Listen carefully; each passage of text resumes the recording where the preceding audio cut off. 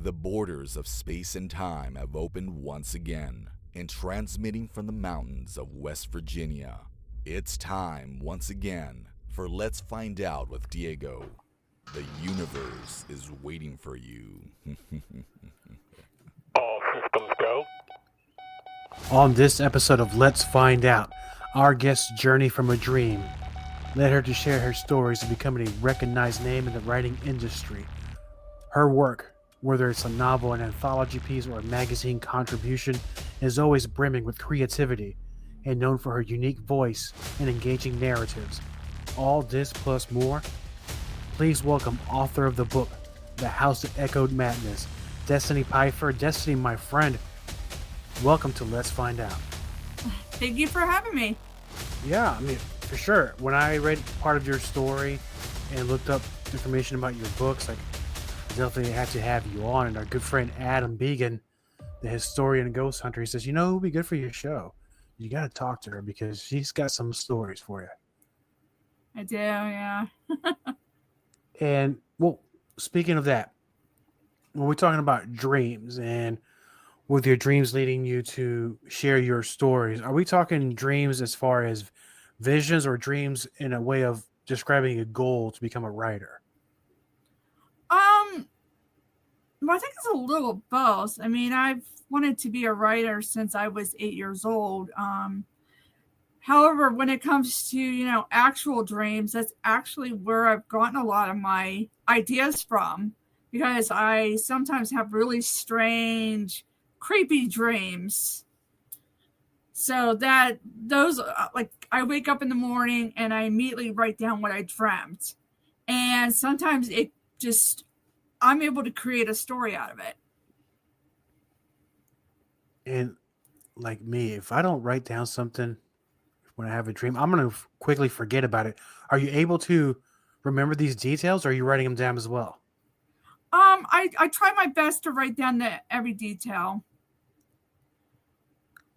My mother's the one that actually got me into dream journaling, because she used to have a book that I would tell her what I dreamt, and we would go into the book and look up what that meant, what maybe the dream meant. So, I became very interested in dream journaling and trying to figure out how it affects the subconscious and everything. And with the journaling, when you start writing these things down, you look back through the pages and see what influences your writing or what you're going to be doing next, how much of that is, because sometimes dreams, like the other night for me, for example, I was having a conversation with the wife and other folks at work, and sometimes I'll have dreams, and some parts of these conversations I have somehow manifest themselves in dreams as a completely different world that's created in my brain. And are these dreams guided by something different, or are you just taking things that you've seen and heard that day or that week, and it kind of just gives you this picture in your mind? No, it's very strange, because that's like, there's been times when I've dreamt about being in a flood, in an actual flood, being trapped, or I'll dream about being in a certain place, and I'll keep dreaming about it. And it's like I'm trying to figure out, why am I dreaming about floods? Why am I dreaming about a certain place? And I don't know. It's very hard, because I become determined to figure out, why am I dreaming about these things over and over again? Were you able to figure out why? Some has to do with my anxiety, but others, it's kind of, most of my dreams mean that there's a change coming, or there's something that's maybe somebody from beyond is trying to get me to look at, to approach. Because I've dreamt about my grandparents many times, and I believed it was for a reason. And well, let's just say when you receive these messages or these downloads in your dream state, How long has this been going on? As your whole life? My whole life. Actually, yes, my whole life. Well, see, it's very strange because I grew up in a haunted house. In fact, I'm back to living in that same house that I've grown up in since I was little. And I always wondered why when I was little, I would get sleep paralysis really bad, to the point where I developed severe insomnia because I was terrified to sleep, because sometimes I'd wake up in the middle of the night and I would feel like something was watching me. I would feel some sort of like demonic energy. And so even when I would eventually fall asleep, I would just start having these terrible nightmares.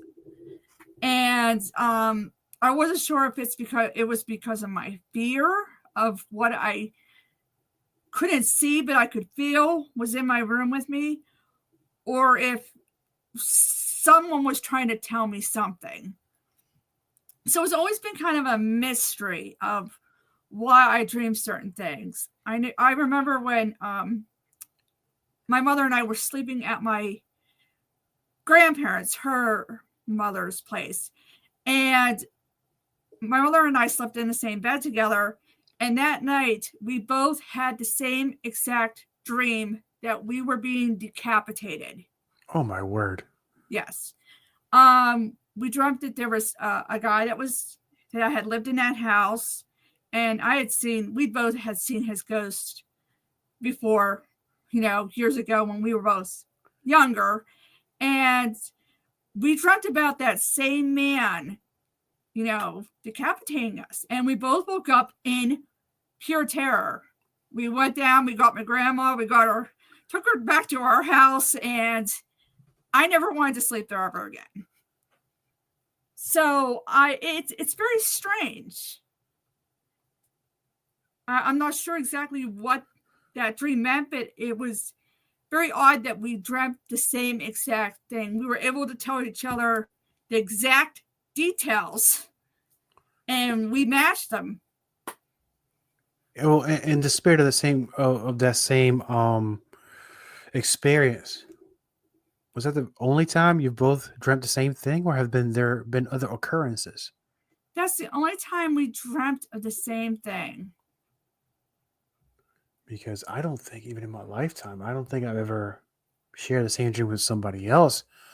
Although not uncommon, I'm sure. But wow, what an interesting experience. Well, because you touched on something earlier about this home you were living in, a haunted house. What's going on with that house? Were you able to figure out why it was haunted? Where and what state is it located? Which house are you talking about? The one I live in now, or my late grandparents' house? I'm just gonna let's go for both. Okay, so this house that I live in right now, my parents moved into when I was about a year old, and then my mom was pregnant with my brother. It's very odd because my mother claims that a preacher once lived here. However, we always got this horrible feeling about the basement. As a kid, I was afraid to go play in the basement. She would send us down there to get her canned vegetables or something. And I swear to God, I would feel like somebody was watching me. And the one time I was going up the stairs and I turned and I looked down to where there was an opening, and I could see for there was some dark figure looking up at me. And so even to this day, I don't like to go to the basement. If I do, I try to have my dad go down with me, or my son. My son won't even go to the basement, actually. He gets a bad feeling about it. And it's actually strange because he sleeps in my old room and I sleep in my parents' old room. And my son has gotten awake at night. He's 17. And he's like, Mom, I swear to God, I feel like somebody's watching me. I've gotten awake and I've seen this dark figure standing in the doorway. He's like, I will be glad when I graduate from high school and I'm able to move out, because he's like, it scares me. And I've even had times where I've felt someone touching me in the middle of the night, and I've gotten awake and I've seen this dark shadow, but as quickly as I see it, it disappears. So there are times when I still feel like if I'm here by myself in the house, sometimes it's a little uncomfortable. I feel like somebody is just there. Something is there. And a couple of years ago, I actually fell down my basement stairs. And at first I thought it was because my one foot gave out. But I had been praying, like I usually don't pray a lot, but my mother had a COVID pneumonia and she almost died. And I went down the basement and I prayed. A few months later, I was going to do laundry and I looked downstairs and I saw someone looking up at me. And I lost my balance and I tumbled right down the stairs. I had to be taken via helicopter to a trauma center. But the whole time that I was down there, I felt like whatever it was like right there next to me. And it was like, felt like it was putting a pressure on my chest. And I mean, I was just terrified. And I told my father and he's like, well, yeah, he's like, this place even scares me at times. It seems like there's an awful lot of hostile activity in that home. And I'm sure you have. So if you don't mind me asking this question, what has anybody done to remedy this issue? Well, I think the main problem is, see, my mother was in the fortune telling, and her friends were in the fortune telling. My mother's become a Catholic, so she's totally against all that. But they used to do the Ouija board. And when they did the Ouija board, I feel like it opened up the doorways to something powerful. And I've tried burning sage. We've tried having, like, my brother, he's an ordained minister, going around trying to get rid of it. But I feel like whatever it is still here. And for the life of me, I'm having one heck of a time getting rid of it. And have you invited, and I know it's a home, so sometimes you don't want to invite strangers over. You want to invite people that you know. Has there been anybody that's visited or a paranormal investigator that can help you make sense of who or what this is? No, I've never been able to find a paranormal investigator to give me that answer. So with these experiences, and I know we talked earlier that you have a TikTok channel and where you talk about supernatural subjects. Have you brought these stories and share them on your channel? Because not just TikTok, you also have a YouTube channel. Yeah. Excuse me for 1 second. Sorry, my kid. I have shared them because I actually was inspired to start sharing them because not only growing up in a haunted house, but also my son and I lived in a house that was just pure evil. I mean, even thinking about that house still scares the heck out of me. It was my first place, and there was just this very negative energy. The first night that my son went to stay in his room, all of a sudden, all these hornets appeared. I couldn't figure out where they were coming from. I heard him got him out of the room. I got stung a bunch of times.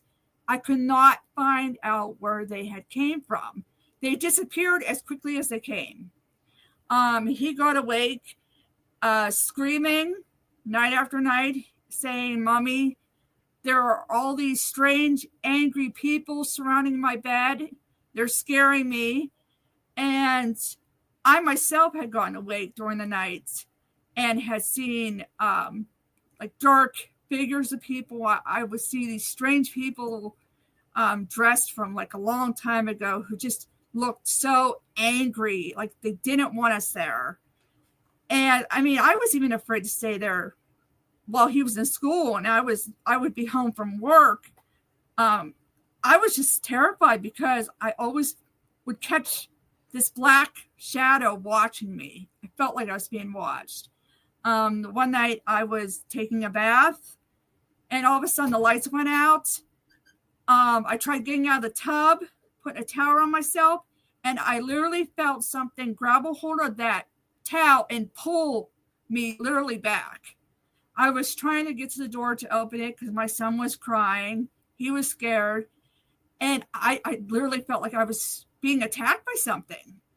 And I mean, that's when my boyfriend at the time, who unfortunately passed away not long after he moved us out of there, he told me, and he was a skeptic. He said, I have never been afraid of a house in my entire life, but this place scares me.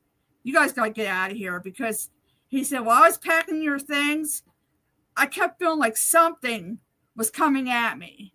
And a few months after he helped us move, he died from a massive heart attack. So, yeah, we've been surrounded by these different dark forces at times. And so I've got a lot of experience when it comes to hauntings and spirits and ghosts. It seems so. Now, because you mentioned also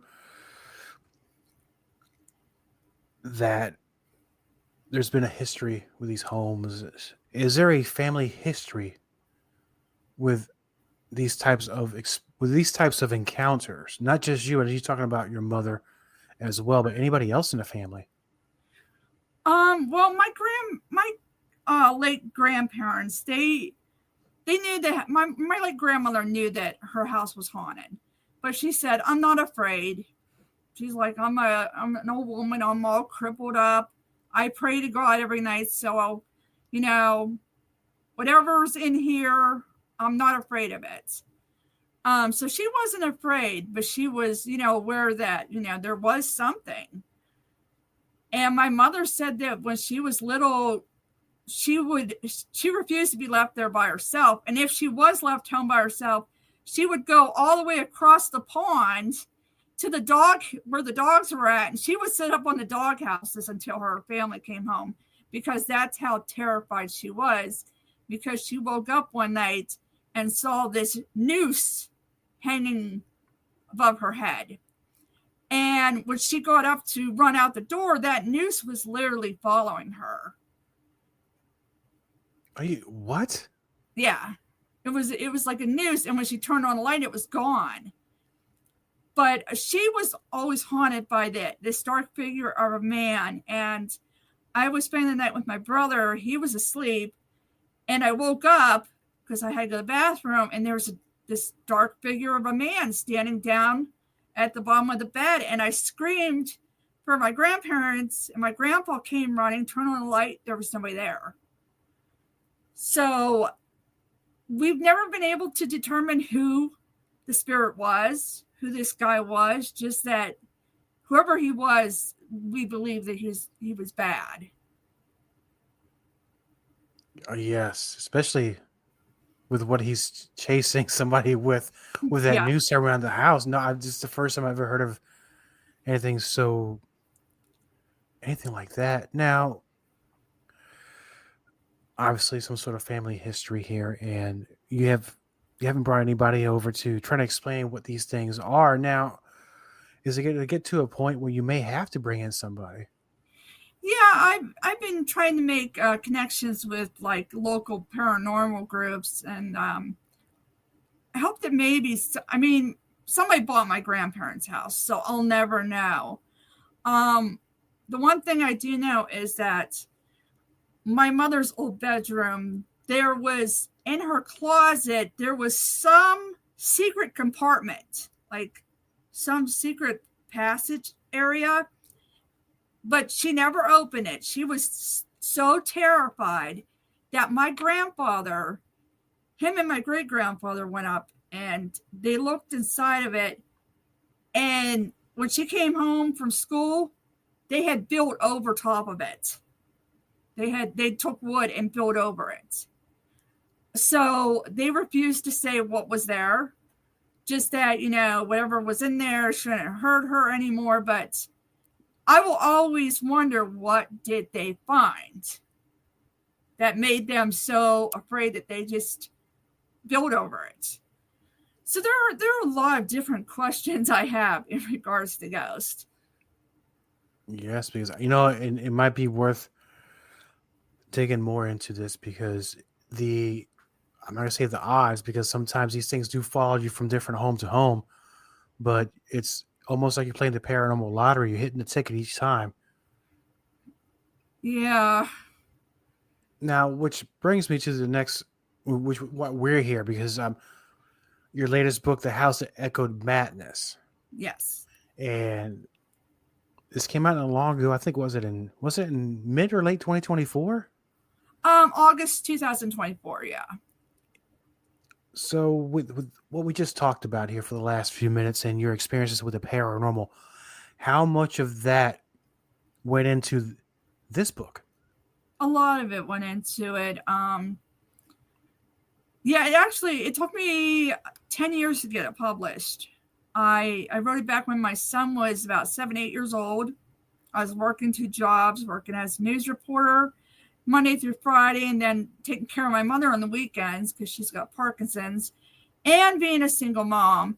So I was going on a little sleep, and I took a lot of what I experienced in regards to supernatural and in regards to like witchcraft, because my mother and her friends were into that sort of thing back then. And a lot of it inspired me. And of course, I also grew up watching shows like Dark Shadows and shows like Friday the 13th, the series, Tales from the Crypt. Those type of shows inspired me as well. But yeah, it started by me jotting down ideas and about my personal experiences in regards to haunted objects and curses, family curses, because my mother always felt like there was a family curse on her family. And yeah, I just took a lot of those different things and came up with this really crazy novel that kind of combined a lot of different horror elements. And in your novel,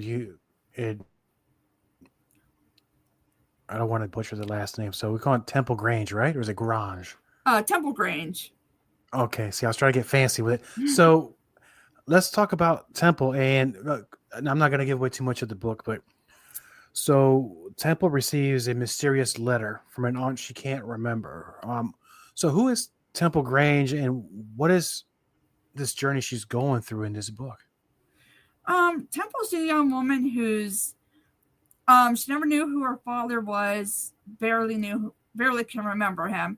And the only thing she remembered about her mother was that her mother talked about a family curse, and her mother was terrified of losing her sanity, and she didn't really want Temple around her family. But when Temple receives this letter from this mysterious aunt, she's kind of summoned to this old mansion that's falling apart, and she meets these relatives that she didn't know that she had, and she kind of learns a very dark secret about everyone.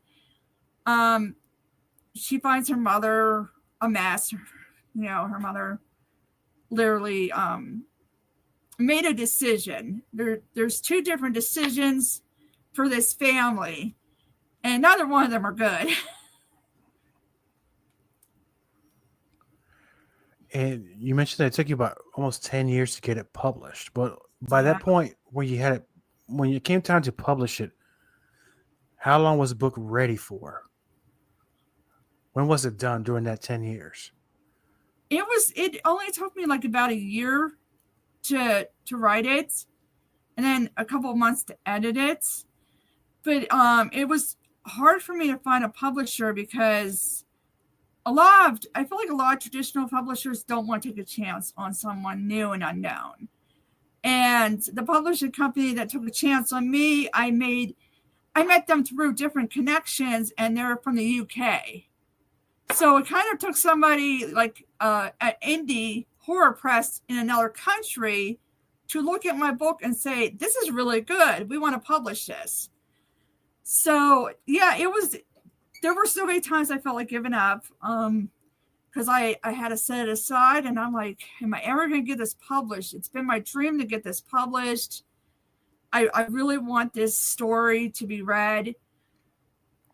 Because, there were bits and pieces of my own life in that story, in regards to like family curses and interest in like the occult and ghosts. And once it was released, it's almost like that great feeling once that box arrives to your house. I don't know, you have physical copies. I imagine once you open that box, it's probably the greatest feeling ever. I know it was when I had mine. I was like, wow, like everything you've worked for right in your hands. It was. In fact, I got one of these picture frame things that it like opens up, and I have a copy of my book in that picture frame, and it connects, and it's hanging on my living room wall. Because I'm just so proud of it, and it's wonderful. My family's been very supportive. My dad isn't into that sort of thing, but my mother and brother and my aunt, they all got copies. They all read them. I had other relatives that grabbed them, and different people that said that they found it to be very addicting. Once they started, they finished it in a day. So that's all a good thing for me. Yes, I think those are all great signs to maybe, and I know it's only been a year, but are you writing again? Is there going to be a second part to this book, or are you going to do something different? I'm doing something different. I am doing a second novel. It's kind of a different story, but it might feature maybe there's an evil book in the House of Echo Madness. So it might feature the evil book. I'm not sure. But I am writing. I'm like chapter 4 or 5 already. I wrote a memoir about my experience in healthcare that I'm trying to find a publisher for. I mean, that only took me a couple of months to do, write that book. So sometimes I surprise myself. When I'm energized, I can plow through a couple of chapters. Yeah, sometimes it's challenging because you can write like 2 pages. Like for me, it takes me so long, and sometimes I come back like, what did I just write? I feel like I have to start over again. So that's why you got to keep going and don't stop. Yeah. And when do you think you'll be done with the book, and when are you looking to have it play? I know it's too soon. I'm not putting pressure on you, but I'm hoping to have my second book done by the end of this year.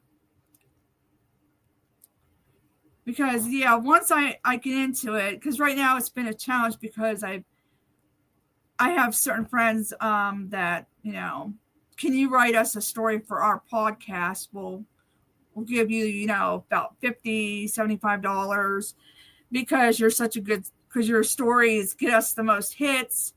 And I'm like, okay, yeah, sure. So sometimes I have to have a tab open with my novel while I'm working on a different story for these people, because being a writer, it's kind of hard to make money off of it, especially when you're kind of still unknown. But I've done a lot of marketing. I've made like different pen pals, and I will like kind of buy a copy of my own book and send it to various people out in different parts of the world so that I can have my work be seen by all these different people in hopes that it falls into the right hands. now your book is available on Amazon. Is that correct? Yes. And for the listeners of Let's Find Out that want to get a physical copy, because we talk about Amazon, is there anywhere else they can purchase the book? Right now it's on Amazon. They're trying to get it on Audible. They were trying to find a voice actor. to read for that. And I think the other goal was they're trying to get it into Barnes and Nobles. Excellent. And I know a lot of authors. It's one of the things that they told me that it's trying to get into these like Barnes and Nobles or these other books, major book chains, that sometimes they make it very challenging for an author. But some succeed. No, it's worth it. You know, it's worth the fight, and you're doing a great job with these stories. And well, I want to go back a little bit because something is getting me to ask this question. I don't know what it is, but we talked about your past paranormal experiences in different homes and generational experiences with your family with paranormal as well. What is going on lately? Lately, paranormal wise, I've just still been trying to figure out who's haunting my basement. And there's been times when, you know, my son and I will hear somebody knocking on the door. We'll go to the door. There's somebody there, like our bedroom door. My son said one night he was laying awake and he heard something growling outside. So my dad took the flashlight, went out there, couldn't find anything. So there's still strange occurrences that have been happening in my house. And of course, as a witch, I'm a witch. So that I tried to do extra research to try to figure out what this is and why it's so attached to us and refuses to move on.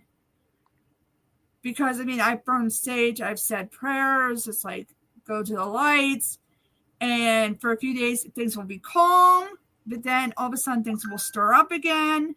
So, something is just attached to my family, I think. I don't know if it's the house or if it's to my family, because even before my son and I moved in with my dad, he was being haunted by things. He was being awakened in the middle of the night.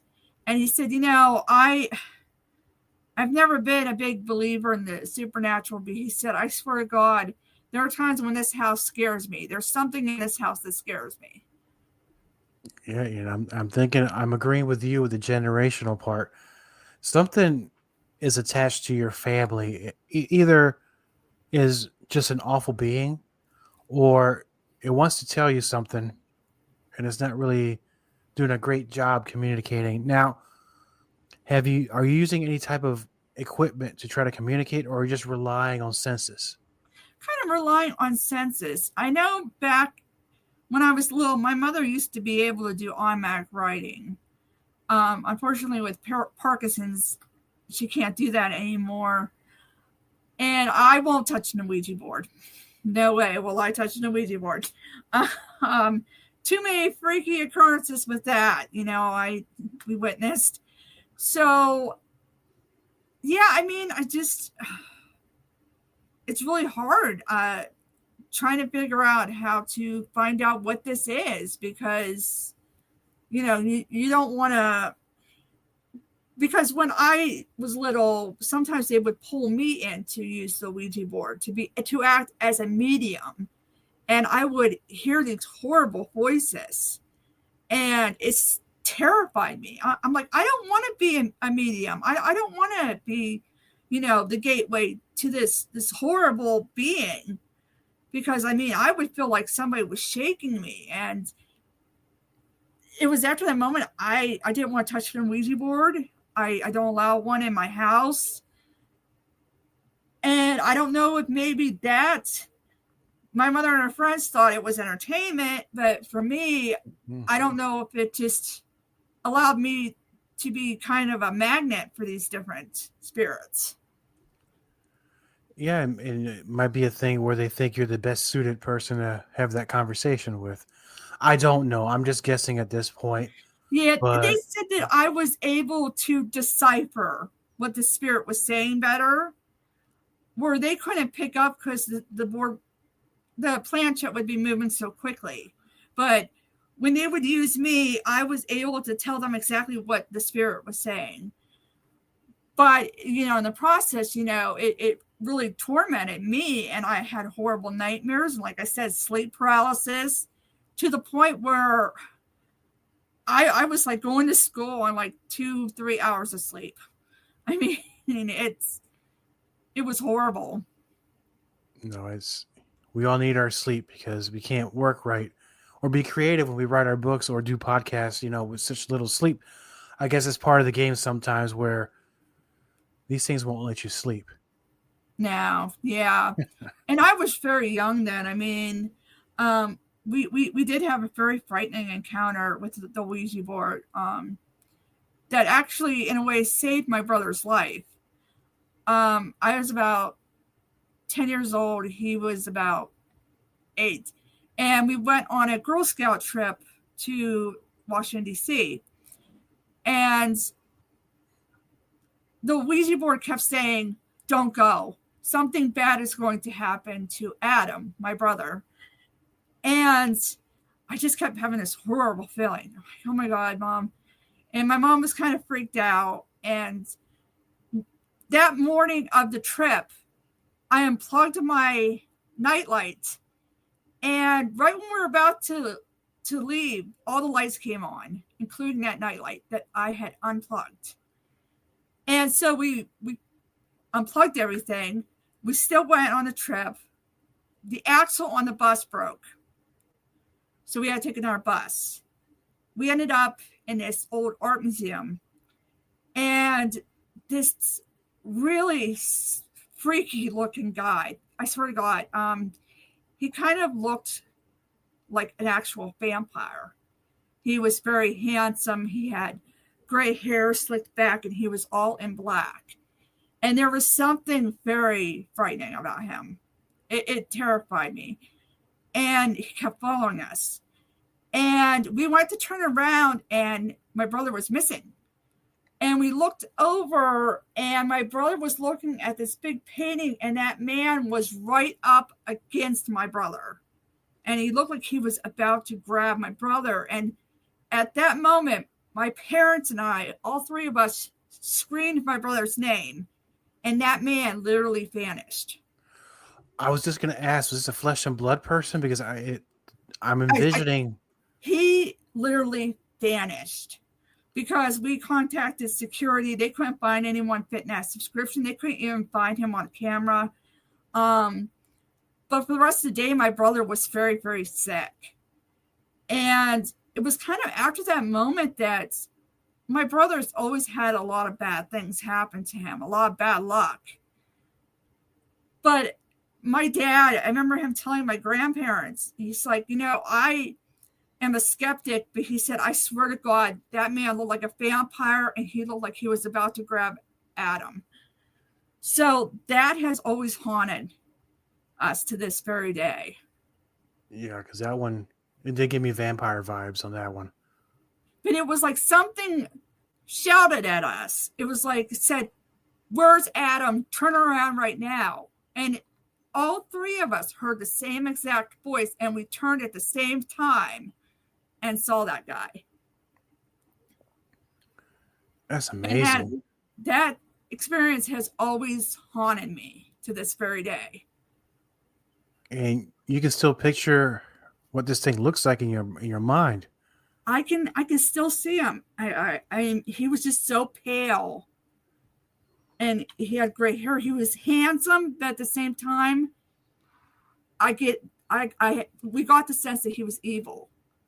Even as a child, I knew that whatever it was evil. Wow. I mean, kind of blew my mind on that one. I'm not going to lie to you.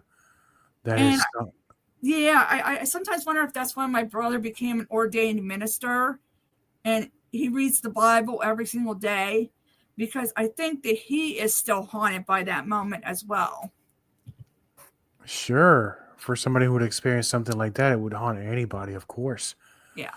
And wow, this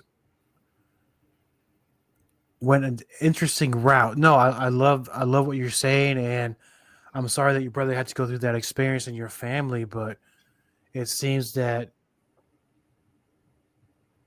being a little bit older, you now know how to deal with it a little bit better. I don't know how you deal with it, but at least maybe you kind of just accept what's going on around you.